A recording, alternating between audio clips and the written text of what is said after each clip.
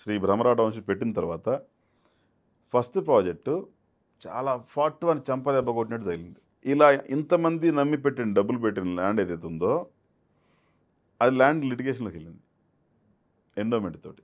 ఇంకసలు ఇక దొరికిన అసల నేను బయటకొచ్చినప్పుడు రియల్ ఎస్టేట్‌లో ఆపర్చునిటీ మళ్ళీ దొరికిద్దని నమ్మకమే లేదు.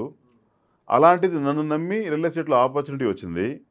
ఇది డెఫినిట్‌గా అంతకుముందు ఎలాగైతే పెద్ద వాల్యూమ్ క్రియేట్ చేశామో, అంత వాల్యూమ్ క్రియేట్ చేయడానికి కావాల్సిన నాలెడ్జ్ ఉంది, శక్తి ఉంది, పబ్లిక్ రిలేషన్ ఉంది, అన్నీ ఉన్నాయి. ఎళ్ళాల్సిన ఇంజిన్ ఫెయిల్ అయింది. ఏం చేయాలి? పెద్ద క్వెషన్ మార్క్ అయిపోయింది. అందరూ కంగారు పడుతుంటే, నేను కూడా కంగారు పడితే మిగతా వాళ్ళు తట్టుకోలేరని, వాళ్ళకి సమాధానం చెప్పగలిగే పెద్దలాగా నేను ఉండడం మొదలుపెట్టా. వాళ్ళు నాకంటే వయసులో పెద్దవాళ్ళు అయినప్పటికీ. సో, సమస్యని చిన్నది నేను చేయాల్సిన బాధ్యత ఉంది. సమస్యని చిన్నది చేయాల్సిన అవసరం తప్పనిసరి పరిస్థితికి ఏర్పడింది. దీంట్లో సమస్య మేజర్‌గా ఎవరికైతే అమ్మామో, వాళ్ళు దాంట్లో రిజిస్ట్రేషన్ చేయమంటారు. దీనికి అనుమతులు సిఆర్‌డీఏ వాళ్ళు ఇవ్వరు. అర్బన్ డెవలప్‌మెంట్ అథారిటీ వాళ్ళు ఇవ్వరు. సో, ఇది ఇవ్వనప్పుడు ఇది వాళ్ళకి చేయలేము. వాళ్ళ దగ్గర నుంచి తీసుకున్న డబ్బుని దాని మీద పోసిన గ్రావెలో లేదా రైతులు కట్టిన డబ్బులు వెనక్కి రావు. సో, ఇది కాంపన్సేట్ చేయలేము.